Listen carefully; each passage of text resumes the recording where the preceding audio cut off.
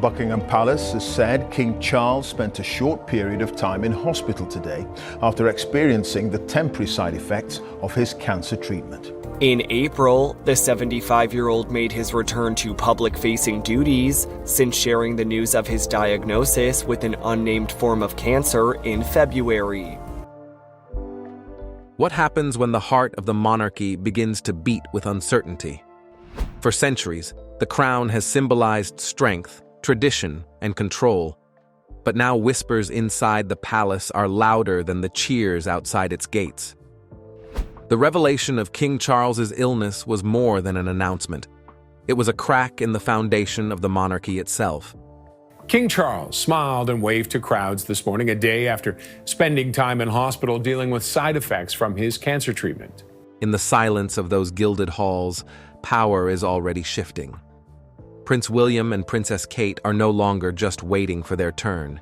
They are being pushed forward by circumstance, by duty, and by the shadows of history. And hovering over every step they take is the memory of Diana, a name the palace can never silence, a presence that still shapes the destiny of the crown. This is not simply the story of a family. It is the story of a throne standing on the edge of change, where every decision carries the weight of centuries, and every silence hides a storm. The crown in crisis. The monarchy has always thrived on the image of strength, polished ceremonies, flawless traditions, and the illusion that time itself could never weaken the throne. But when the world learned of King Charles's illness, that carefully built image began to tremble. It was not a distant rumor or speculation. King Charles III is sharing a rare health update amid his cancer battle. Over a year after the British monarch shared he had been diagnosed with an undisclosed cancer in February of 2024, it was a truth that spread through headlines, conversations, and quiet whispers, making even the most loyal subjects wonder how long the crown could remain untouched by uncertainty. For centuries, kings and queens stood as symbols of permanence, yet now the fragility of life had reached the very heart of the monarchy. Inside Buckingham Palace, the silence spoke louder than words. Corridors that once echoed with the rhythm of routine now carried unease. Staff members exchanged cautious glances, courtiers tightened their lips, and advisors spent long hours behind closed doors. The king's condition was not just a private matter, it had become a national question, one that could no longer be ignored. The carefully crafted stage of monarchy, where every move was calculated to inspire confidence, now faced cracks that could not be hidden from the public eye. At the center of this storm stood Prince William. For much of his life, he had been seen as the dutiful heir, steady, prepared, yet patiently waiting. But the sudden shadow over his father's reign pushed him into a new light. No longer was he simply the son of the king. Now he was the figure people looked to for reassurance, leadership, and a glimpse of the future. Every public appearance was scrutinized, every gesture analyzed. The pressure was no longer distant. It was immediate, real, and heavy. Yet with this new role came the echoes of the past. The memory of Princess Diana, his late mother, once again filled the public conversation. Diana's name was not just history, it was an emotional reminder of promises left unfulfilled and wounds that had never fully healed. For many, William was not just Charles's heir, he was Diana's legacy. He carried her strength, her humanity, and her enduring connection with the people. And in moments of crisis, the public leaned on that memory, hoping he would carry forward the compassion his mother once symbolized. Kate, the Princess of Wales, found herself equally thrust into the spotlight. She was always admired for her grace, but now her role carried a weight beyond appearances. Polls show the Prince and Princess of Wales, William and Kate, are the most popular members of the royal family. In the eyes of the people, she was the anchor by William's side, a steady hand holding him together. Yet behind palace doors, her responsibilities stretched far beyond smiles and elegance.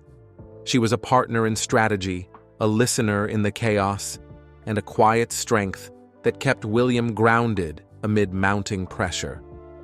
Her presence offered stability in a moment when the monarchy itself seemed uncertain. The king's illness was more than a private health battle. It was a turning point for the monarchy itself. Questions began to rise, not just about Charles's recovery, but about the future of the crown. There are new bombshell claims today from royal insiders who say King Charles's cancer is incurable and he will likely die with the disease. Could the institution remain stable during this time of vulnerability? Could William and Kate step forward without being consumed by the weight of expectation? The uncertainty fed speculation, and speculation bred doubt, a dangerous mix for a system that survives on public trust. Outside the palace gates, the world responded with a mix of sympathy and unease. Supporters sent prayers and well wishes, while critics saw in this moment an opportunity to question the monarchy's relevance. News outlets dissected every statement from the palace. Commentators debated succession scenarios, and the global audience watched with fascination. It was not just a royal story, it was a human story. One where power, family, and history collided in real time. Behind the grandeur of ceremonies and the facade of control, the monarchy revealed its most human truth. It was not untouchable.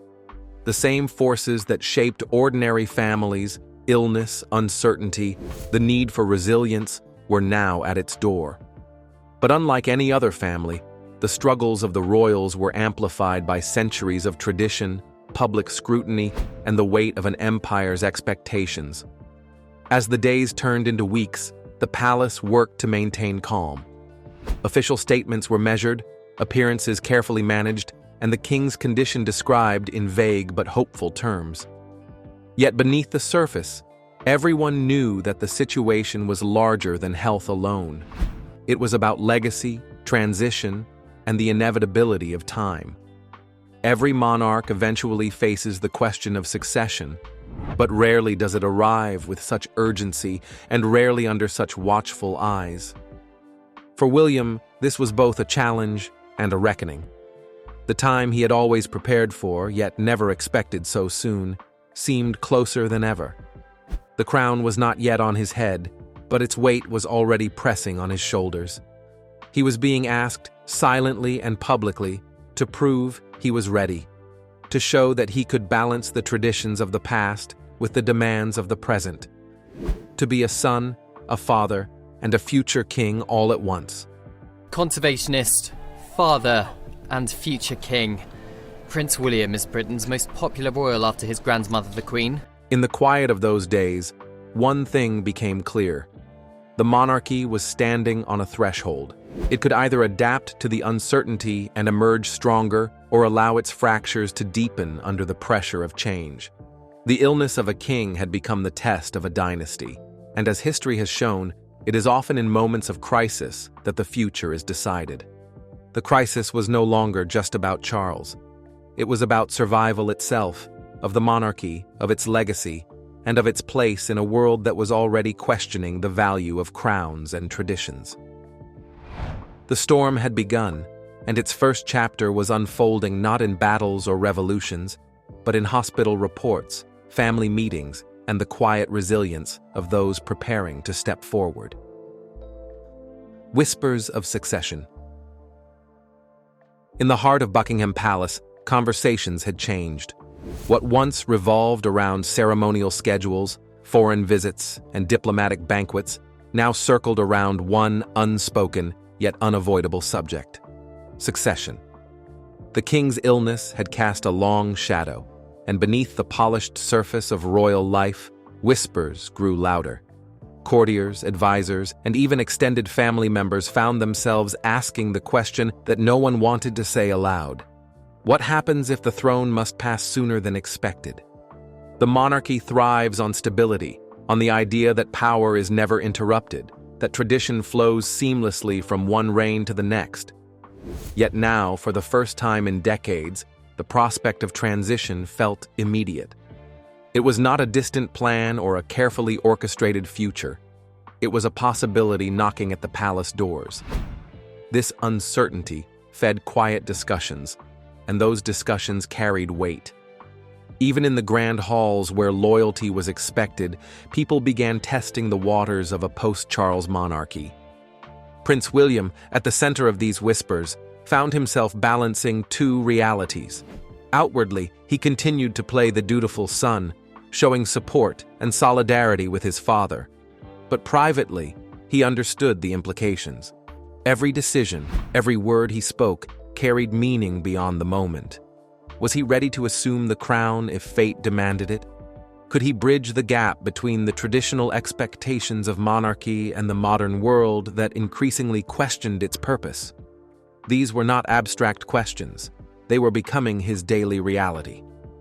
Advisors close to the king tread carefully, navigating the delicate balance between loyalty to Charles and preparation for William. They knew the crown's survival depended on readiness. Behind closed doors, confidential meetings took place. Papers were drawn, contingency plans reviewed, and subtle strategies outlined. While the public saw unity, the palace was a hive of quiet preparation. Every institution tied to the monarchy, from the Church of England to Parliament, required assurance that the crown would remain secure, regardless of circumstance. Yet succession is never only about process. It is also about perception. For the monarchy, perception is power. And in the eyes of the people, William's role had already begun to shift. Crowds cheered louder at his appearances. Commentators referred to him not just as heir, but as the future king. And every smile from Kate was seen as a symbol of stability. The public imagination was already preparing for a new reign, even before the old one had ended. This invisible transition carried both promise and danger. Within the palace walls, not all voices were united. Some senior figures, loyal to the king, resisted any talk of transition. To them, Charles's reign, though challenged by illness, was still his reign. They saw William's growing presence as premature, a subtle undermining of the monarch who had waited a lifetime for his role. This tension created a quiet rift, one not visible to the public eye, but keenly felt within the family and its advisors. The weight on William grew heavier. He was expected to reassure the public, maintain respect for his father, and simultaneously prepare for a future that could arrive at any moment. Each role required different words, different gestures, and different strength. And at the center of this balancing act was a man who, despite his royal status, was still a son facing the illness of his father. The personal and the political had become inseparable. For Kate, the whispers of succession carried a different challenge. Her life had already been transformed by marriage into royalty, but now the possibility of becoming queen sooner than expected reshaped her reality. Every choice she made, from her public engagements to her private demeanor, was scrutinized as preparation for the throne. She was no longer just a princess admired for her grace. She was a figure who embodied the future stability of the crown. And with that recognition came a pressure no crown could ever shield. Outside the palace, the media fanned the flames of speculation. Newspapers ran stories with headlines asking if Britain was ready for King William. Television panels debated his approach to monarchy. Would he be modern, approachable, and relatable, or would he lean into tradition to preserve authority? Every analysis, whether fair or exaggerated, contributed to the sense that transition was no longer theoretical, but inevitable. The monarchy's story was unfolding not just within gilded halls, but in the living rooms of millions. But succession is never smooth. It stirs emotions, ambitions, and doubts. And within the broader royal family, those currents ran deep. Relatives with distant ties to the crown speculated about their roles in a new era. Courtiers considered their futures under a different monarch. Even those who pledged loyalty to Charles understood that their positions might shift under William's reign. The whispers, though soft, carried echoes of personal stakes, hidden rivalries, and unspoken ambitions. The weight of history loomed large. William was reminded constantly of the examples before him: the abdication crisis of Edward VIII, the long reign of Elizabeth II, and the turbulence that followed Diana's tragic passing. Diana, Princess of Wales, has in fact been killed in that car accident in Paris. Each moment of transition had tested the monarchy's resilience. Now, as whispers filled the present, history offered both warning and guidance. A reminder that the crown survives only when its holder can command both respect and relevance. Yet despite the uncertainty, William showed signs of quiet readiness. His public addresses carried a tone of steady assurance. His interactions with the public reflected empathy, and his vision for a modern monarchy began to subtly emerge. He spoke less about preserving tradition for its own sake, and more about the need to adapt, to remain connected to the people. This shift was small but powerful, signaling that he understood the challenges ahead. Still, the question lingered, unanswered and unavoidable. When will that moment come? Would Charles recover and continue his reign for years, or would fate hasten the crown's passage to his son? The whispers could not answer this. They could only prepare the stage. And as days turned to weeks and weeks into months, the suspense deepened. The monarchy stood on the edge of change, waiting for a signal, a moment, a decision that would define its next chapter. The whispers of succession were no longer just whispers. They were the quiet drumbeat of history in motion. And for those watching within the palace, across Britain and around the world, the story was no longer about if change would come, but when. The future awaits. Change always begins quietly, like the first drops of rain before a storm. Inside Buckingham Palace, those whispers of succession had grown into an undeniable reality. The future of the monarchy was no longer a distant chapter. It was unfolding with every decision, every public appearance, every silent glance exchanged between father and son. Britain stood at the edge of transition, uncertain yet unavoidably aware that history was in motion. King Charles, weakened by illness, carried the crown with dignity, but time had begun writing its own story. For decades, he had waited patiently for this role, and now fate tested him in a way no preparation could have fully anticipated. His reign, though short, had been symbolic, a bridge between the past and the future. Yet the question lingered in every heart: could he continue, or would his son soon inherit not just a crown, but the immense responsibility of holding together an institution that has stood for over 1,000 years? Prince William felt the weight of destiny pressing harder with each passing day.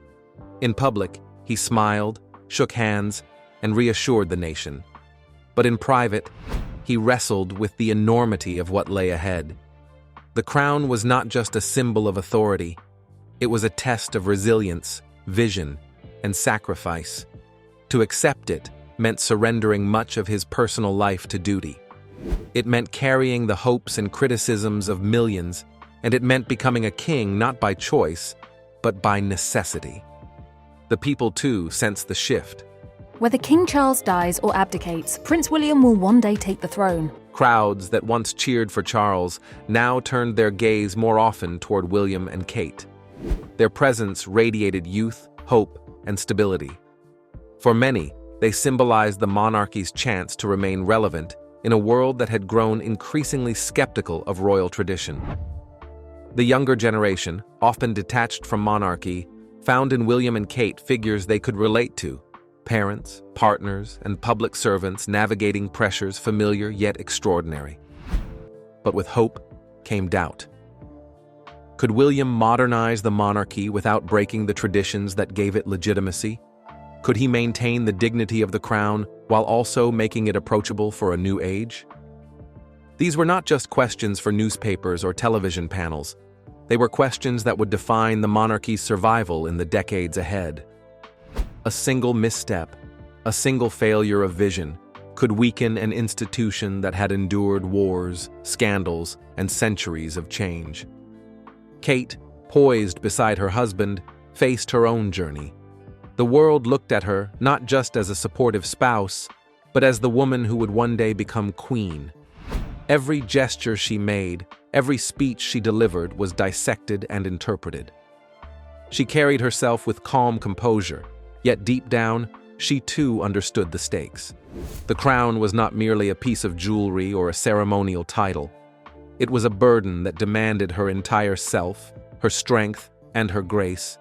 She was not just preparing for a role, she was preparing to shape the monarchy's future with her husband. Beyond the palace walls, the media heightened the suspense. Questions grew sharper. Headlines speculated on timing. Analysts debated William's readiness. Was Britain about to witness one of the fastest transitions in modern royal history? Or would Charles fight to carry on despite his struggles, determined to leave behind more than just a brief reign? The narrative played out not just in tabloids, but in the minds of ordinary people who knew that, whether they admired or criticized the monarchy, its fate was inseparably tied to the nation's identity. History reminded them all of what was at stake. The abdication of Edward VIII had nearly fractured the monarchy. The reign of Queen Elizabeth II had rebuilt it into a global symbol of stability. Now, with Charles's fragile reign, the monarchy stood at another crossroads. Would William rise as a leader who could command respect, unite the nation, and adapt the institution to survive in the 21st century? Or would the weight of expectation prove too heavy even for a man raised in the very shadow of the crown? For William, the answer lay in action. He had begun shaping his vision, subtly advocating for mental health. I think big CEOs coming out and talking about what they're doing, prioritizing mental health within the workplace. Focusing on environmental causes and championing transparency in leadership. These priorities reflected not only his character, but also the pulse of a modern Britain. Where past monarchs emphasized tradition, William hinted at transformation. Yet transformation is never easy, especially when centuries of expectation press down on one man's shoulders. The future awaited, uncertain yet inevitable. And as the world watched, one truth became clear. Whether the transition happened tomorrow, next year, or in a decade, William's destiny was no longer his alone.